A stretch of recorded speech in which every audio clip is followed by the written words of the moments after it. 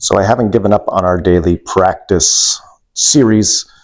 Just been thinking, putting a lot of work into it. This is not what I wanted to talk about today, but I get a lot of questions about hanging from a pull-up bar, and then I thought I could use this as a springboard to talk about the feet. So this will be like a two-parter, but it's all under daily practice, because I know a lot of you hanging from a pull-up bar is out of the question right now. But stick around anyways, because we're going to use it for something else. Now, the grip I've always used has been more fingers on the bar because it's uncomfortable. So we'll talk about a different type of grip. Then we'll apply that to foundation training and how that can help us with our shoulders. And that's going to mirror what the feet are doing. And I decided, because I put the feet on hold, I even recorded a lot about the feet.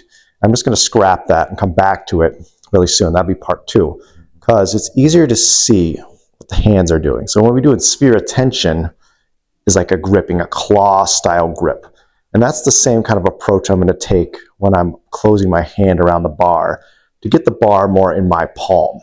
And that's going to affect the shoulder. Like what we do in sphere of tension, when we get this sphere right and our posture right, I can't straighten the elbows. You can see a lot of activation in my extensors and my bicep because I'm stretching them out. Triceps doing a lot of work here.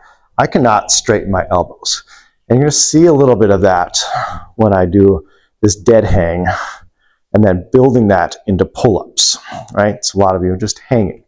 And most people, when they do a pull-up, they like the dead hangs. Oh, it opens up that L4, L5 area, you get the clunk, right? That's already a highly mobile area. When I adjust people, I can get L5 to move really easy because it's got a lot of rotation.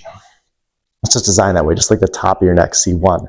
Remember, they're brothers, so they're very good at rotating. They're highly mobile, which means they tend to go out of place a lot, but that's more because of the rest of the hips. And when I noticed I started doing this grip, I actually got this area, this thoracolumbar junction, to open up very nicely, which I've never gotten with a dead hang before. So it's just all about this grip because it builds the tension more evenly in the spine. Where is it stretching? Because normally our shoulders hike to our ears, and we kind of fall into extension when we're doing our dead hang. This grip will prevent that, just like in foundation training. Like if I'm lazy with my hands, I open in a long wing, what am I doing? I'm thrusting my ribs. I'm putting my spine in extension, which is inadvertently putting it into compression. There's a downward force here. I know this looks like mountain pose. This is what they teach in yoga. We're taught to squeeze our glutes and pinch our shoulders, but a lot of that is just a disservice to the spine, right? I know I beat foundation training into your heads all the time, but it is my daily practice. It's one of my biggest daily practices, and it's the principles that matter, right? People always ask me, like, where do you learn these stretches? You take a course? It's mostly me thinking, oh, this woodpecker feels so good. It just hits everything. And I can't get people to do foundation training. So I'm like, how do I do foundation training on the table to someone? How can I get that stretch? So I come up with these weird, like, I gotta put the elbow here, then bring the hip into flexion to get that stretch. Same with all my shoulder stretches. They might even look like stretches you've seen before and that I've seen before, but my intention is foundation training principles. Knowing what's wrong with the body and where to apply pressure and what it needs, right? That's behind the back. What am I doing? I'm doing measuring stick hands. I'm trying to pull the shoulder out, get the blade away.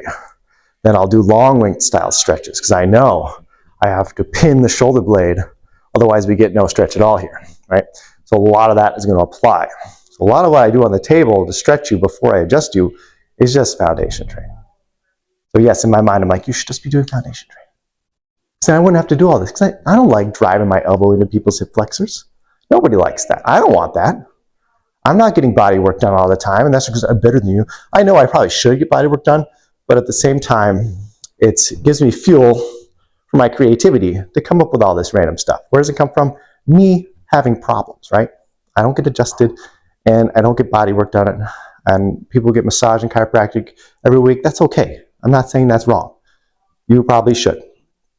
For me, it's experimental, and it's the fuel that drives me to come up with this garbage, all right? And a lot of this stuff, I've seen this grip before. It's a grip I've done with Olympic snatches, but it just always felt uncomfortable in my hands. So, gloves or chalk. And I think eventually you're just gonna build up the calluses and the resiliency in your hands Just like with kettlebells, when you're not used to them, they feel uncomfortable in the hands, but eventually it's no longer a problem, right? So a little chalk can help. So I just take my time in the setup here. Sometimes I just jump right, and I'll show you the normal, right? The bad, where I'm just more in the fingers. And you can see how my shoulder just, and it feels almost pinchy in my neck, right? And that's why I started thinking about this, because it felt almost uncomfortable on one side, my right side. Felt a little pinchy. So if you have a little pinch, take some extra time there. Think that's your attention. We're going to wrap it around, get it in the palm. I'm still hooking the thumb in, but it's almost like I'm breaking. I'm thinking I'm bending the bar, right? And that's a cue we'll give with back squats too. Bend the bar. So now when I hang, you feel see the difference, how the elbows have a little bend in them. And I feel the neck is longer. So I can pull from here or just dead hang. Now I can feel the stretch in different places where I need it. More thoracic spine, more challenging. And this will definitely change your pull-up game, especially if you have shoulder pain or even back pain with the pull-ups. So it might even just be a grip and hold for now. It's going to naturally make you more active. Because watch, and I'll do it from the back. Watch my old school style pull-up. It's almost like there's two phases. Here, it seems like we've locked the traps out. It's all lat pull. Not that the traps aren't working, but watch the two phases here. I would normally come up, I'd hang. There's almost like a trap pull. I have to pull from the trap, and then I have to get the lats. Where here, where I can wrap around, there's no longer that. It's automatically a pull. Pull. It just feels more cleaner, a lot more hard. I feel that I have more space. It opens me up. Same thing with going to sphere. If we're not active in the hands, we compress the first rib area. Our first rib sits underneath collarbone. So just opening those hands like you're wrapping your arms around duffel bags. Working that flexor, spreading the fingers, keeping that tension should make this very hard to bring the hands together. It's like the palms are pulling away from each other. Fingers are reaching for each other. It always feels like to me like trying to get two opposing magnets together, right? They just don't want to fit together. But now I feel the neck really working. I can work on holding the neck long.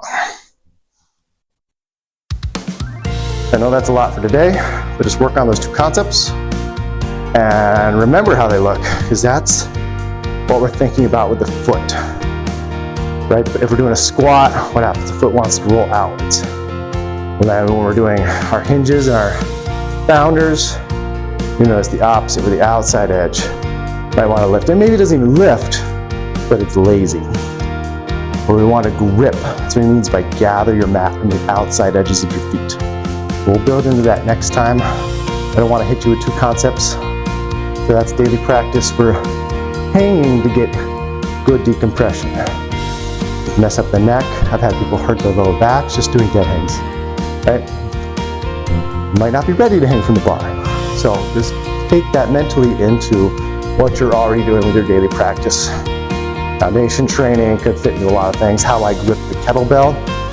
I won't do it all the time, but how I insert that hand, wrapping around, gripping, especially with rows, this feels different. Feel the difference in my hand? Just a lazy shoulder. I grip, it's gonna feel very different being bent over rows and things like that. Some stuff we did this morning. Hopefully that helps. We'll get part 2 up when I can.